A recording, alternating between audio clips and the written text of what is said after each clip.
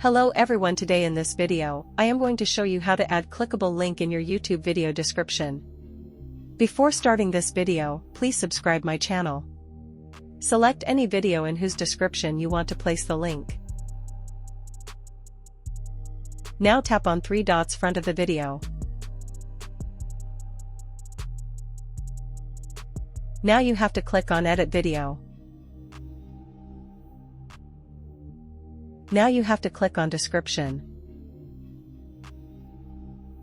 Now here you paste the link of any video or any link of your website.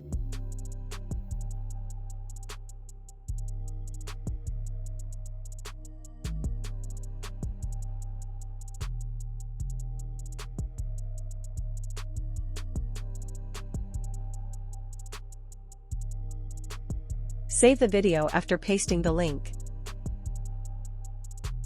But advanced features should be enabled in your YouTube channel, only then you will be able to add link in your videos.